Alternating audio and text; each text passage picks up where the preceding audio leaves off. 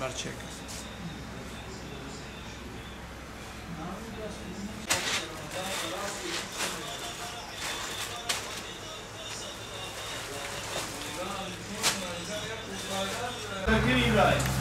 Mail adresi abi. Atak? Abi. Abi benim bir fatura bilgiyi var ya. Diğer nüfusi. Fotokopya aile tablosu yapatı bini. Aile tablosu. O fotokopya kimlik o adres var. Debini jmera met bir kayıt bükün ama ben malat tabinir ne müşter eşya bin berdeli. Tamam mı? Tamam. Hayır. Sağ ol. Sağ ol. Sağ ol. Hadi inşallah. ومالخ وجون محل الدنيا. ليش ترقد دوزن ما عندني برد هيك محلات محلا. ترقد دوزن لا ممنوع شو يعني عيني محل أبيجا دريم دريم لا بريمني بيدرسوا من شيء.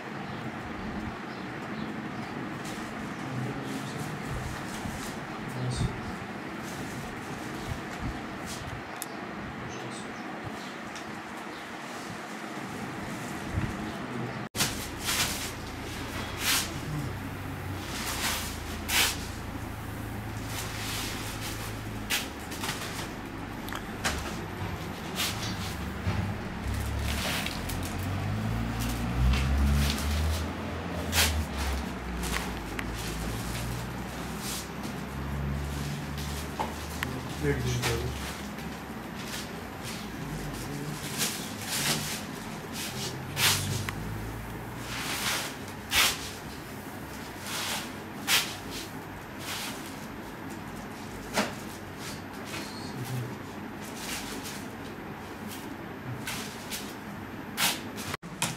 Başla. Tamam mı?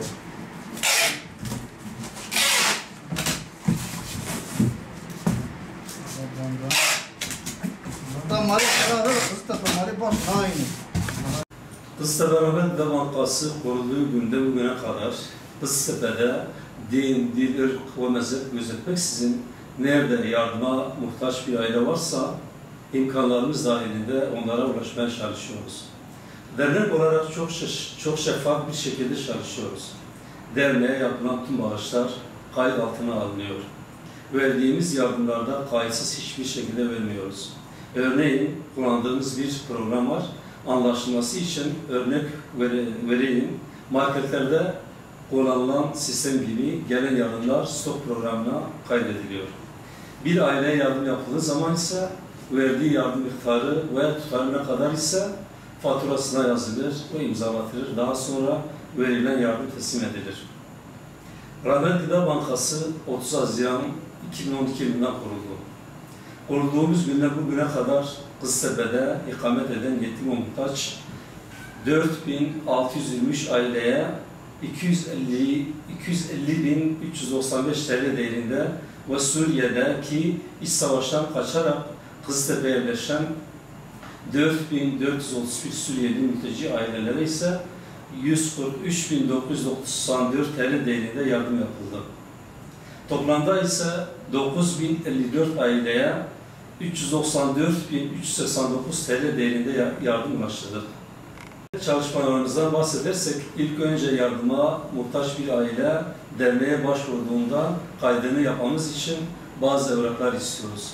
Şahsın kimlik fotokopisi, aile tablosu ve ikametgah bu evrakları getirdiği takdirde tespit komisyonu tarafından aileler ziyaret edilerek kaç nüfus olduğu, oturduğu evi ve kiranın kendisine ait evde çalışanı var mı, yok mu? Yani ailenin tüm bilgileri başvuru tespit formuna kaydedildikten sonra tespit formu derneğe teslim edilir.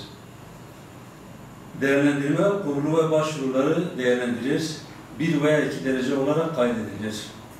Tabi bazen yardıma muhtaç olmayıp başvuruda bulunan aileler de var. Maddi durumu iyi olanlar ise değerlendirme kurulu tarafından yapılan araştırmadan sonra dosyaları iptal ediliyor. Bu yaptığımız çalışmalarda hem resmi üyelerimiz hem de gönüllü üyelerimiz yaptıkları fedakarlıklarla bugüne geldik. Çünkü üyelerimizin çoğunluğu esnaf işlerini bırakıp bazıları ise dükkanları dahi kapatıp gelip bu hizmette bulunuyorlar. Gerçekten onların bu fedakarlığı olmasa bu kadar aileyi tespit edip hepsine yardım ulaştırmak gerçekten zordur. Biz Rahmet Gıda Bankası'nı kurarken Allah'ın rızasını gözeterek yardım muhtaç ailelere kol kanat olmak için yola çıktık. Siz bir iş, Allah rızası için yaptığınız takdirde Allah'tan gerisini getiriyor. Tabii bu konuda Kızıltepe'de maddi durumu iyi olan halkımızın desteğiyle yardımları muhtaç ailelere ulaştırıyoruz. Bu konuda hayırseverlere sizin de aracılığınızla Rahmet Gıda Bankası adına kendilerine teşekkürü bir borç biliyorum. Allah yaptıkları yardımları yüce dergahından kabul etsin inşallah. Yaptıklarımız yardımları sayarsak gıda, un, kırmızı et, beyaz et, giyim, ayakkabı, buzdolabı, çamaşır makinesi, fırın, yatak, halı, yorgan, yani bir evin ihtiyacı gerektiren ne lazım ise hayırseverlerin bağışladığı takdirde biz de yardım muhtaç ailelere ulaştırıyoruz. Kızıltepe'de Rahmet Gıda Bankası gıda bankacılığında Mardin'de bir ilktir. Destek yeterli deseniz yeterli değil. Çünkü Suriyeli mültecilerin buraya göç etmeleriyle beraber bazı hayırseverlerin akrabaları, bazıları ise komşudur, onlara verdiklerini söylüyorlar. Derneğe getirecekleri yardımları onlara veriyor. Kızıltepe nüfusu Suriyeli mültecilerle beraber 300 bini dayanmış. Kurulduğumuz günde bugüne kadar hemen her gün yardıma muhtaç aileler kayıt yapmak için derneğe başvuruda bulunuyor. Tabii bunlara hepsine yardım ulaştırmak için destek gerekir. Biz de yapılan bağışlar ölçüsünde ailelere ulaşmaya çalışıyoruz. Biz Rahmet Gıda Bankası'nı kurarken Kızıltepe'de bu kadar yardıma muhtaç ailelerin olduğunu bilmiyorduk. Yola koyulduktan sonra hizmet alanımız daha çok genişliyor. Çünkü yardıma muhtaç ailelerin beklentileri var. Bizler Rahmet Gıda Bankası olarak üye ve gönüllerimizle beraber elimizden geleni yapmaya çalışıyoruz. Kimseden kendimiz için tek istekte bulunamıyoruz. Sadece tek isteğimiz Allah'ın rızasını gözetmek, imkanlar el verdiği takdirde kayıtlarımızda bulunan tüm ailelere ulaşmaktır. Kısacası hedefimiz budur. Tabii bu da az önce söylediğim gibi hayırseverlerin yardımlarıyla gerçekleşir. Böyle hayırlı hizmetlerde bulunduğumuz takdirde insan hiç unutmayacağı anılarla karşılaşıyor. Yardım dağıtırken hiç unutmadığım birçok anım var. Beni en çok etkileyen birincisi, derneği yeni kurulmuştu veya ilk Ramazan ayında yardım dağıtıyorduk. Bahçeli Evler Mahallesi'nde bir eve gittik. Ev 20 metrekare civarındaydı. İlk önce ev olduğunu bilmiyorduk. Çünkü ev benzeyen hali yoktu.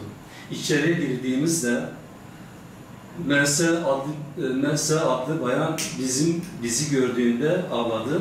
Eşi cezaevindeydi. Mübarek Ramazan ayı münasebetiyle niyetli olduğunu ve evde biraz bulgura bir kısım yağdan başka pişecek adına bir şey olmadığını söyledi. Onu da bize gösterdi. Tabii ondan insan kilitleniyor. Ne söyleyeceğini bilmiyor. Bir de Suriyeli bir aile vardı. Evine gittiğimizde çocuklarıyla sofraya oturmuşlardı. Sofrada domates salçasından başka hiçbir şey yoktu. Herhalde bu gördüklerim hayatım boyunca unutmayacağım anılarımdan olacak. Toplumumuzda kötülüklerin birçoğu yokluktan kaynaklanıyor. Yardıma muhtaç bir aile bazen çaresizlikten kötü yollara düşebiliyor. Tabii bunun vebali çok ağır. Sonuçta bu insanlar bizim onlara sahip çıkmamız gerekir. Çünkü biz toplum olarak bunlara sahip çıkmadığımız takdirde yarın Allah'a nasıl hesap vermeyi düşünmemiz gerekir. Biz bu konuda bir hayır kapısı açmış bulunuyoruz. Gerçi Kıssebe'de halkımız yardım konusunda duyarlıdır. Bu konuda kendilerine minnettarız. Az önce de belirttiğim gibi bugüne kadar yaptığımız yardımlar hayırseverlerin katkısıyladır. Hayırseverlerden isteğimiz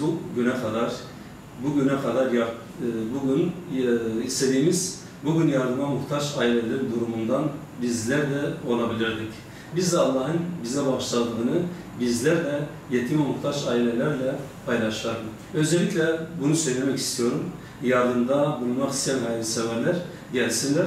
Biz onları yetime muhtaç ailelerle buluşturalım. Çünkü aileler yardım yapıldığı zaman o çocukların yüzündeki sevinci görmelerini istiyoruz. O zaman insan elinde ne varsa onlarla paylaşmak istiyor.